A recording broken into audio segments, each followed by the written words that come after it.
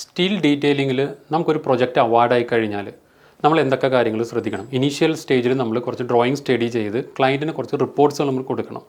നമ്മൾ ആദ്യം തന്നെ ഡിസൈൻ ഡ്രോയിങ് നേരെ നോക്കിയാൽ ഇതേപോലെ നോട്ട്സ് ഉണ്ടാവും.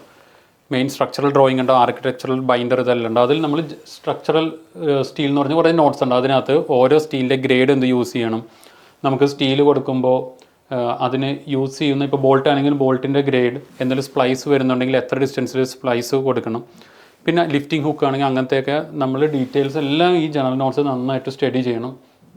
ഇത് കഴിഞ്ഞിട്ട് നമ്മൾ ഡിസൈൻ ഡ്രോയിങ് ഒന്ന് റഫായിട്ടൊന്ന് സ്റ്റഡി ചെയ്യണം. ഇപ്പോൾ മെയിൻ ഡിസൈൻ ഡ്രോയിങ് നോക്കിക്കഴിഞ്ഞാൽ എന്തെങ്കിലും അതിൽ എറർ ഉണ്ടെങ്കിൽ, ഇപ്പോൾ ഇതിൽ നോക്കിക്കഴിഞ്ഞാൽ ഇപ്പോൾ മെയിൻ ഈ ഡിസൈൻ ഡ്രോയിങ് നോക്കിക്കഴിഞ്ഞാൽ ഇതിൽ ഡയമെൻഷൻ എറർ ഉണ്ട്. ആർക്കിടെക്ചറൽ ഡ്രോയിങ്സ് അതാണ് നമ്മളിവിടെ ക്ലൗഡ് ചെയ്തേക്കുന്നത്.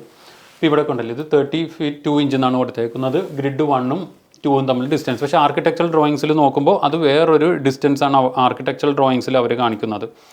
ആർക്കിടെക്ചറൽ ഡ്രോയിങ്സ് നമ്മൾ നോക്കിക്കഴിഞ്ഞാൽ ഇവിടെ 1 feet 2 അല്ല 30 feet 2 inch പകരം ഇവിടെ 30 feet 7/8 inch കാണിക്കുന്നുണ്ട്. അപ്പോൾ അങ്ങനത്തെയൊക്കെ നമ്മൾ എല്ലാം ചെക്ക് ചെയ്ത് എന്തൊക്കെയാണോ ഇഷ്യൂസ് ഉള്ളത് അതെല്ലാം നമ്മൾ സ്റ്റഡി ചെയ്തിട്ട് ക്ലയൻറ്റിന് RFI എന്ന് പറഞ്ഞ് പ്രിപ്പയർ ചെയ്യണം, റൈസ് ഫോർ ഇൻഫോർമേഷൻ. ആ RFIയിലാണ് നമ്മൾ കൂടുതൽ ഡീറ്റെയിൽസ് എല്ലാം എന്തൊക്കെ ഇനി മിസ്സിംഗ് ഇൻഫോർമേഷൻ ഉണ്ട്, എന്തൊക്കെ കിട്ടണം അതെല്ലാം കൊടുക്കേണ്ടത്. ഇനി ഇപ്പോൾ ഒരു പ്രൊജക്റ്റ് കിട്ടിക്കഴിഞ്ഞാൽ ഇതേപോലെ തന്നെ നമ്മൾ ഇതേപോലെ ജനറൽ നോട്ട്സ് നോക്കിയിട്ട് ഓരോന്ന് എന്ത് ഡിഫൈൻ ചെയ്യുന്നു.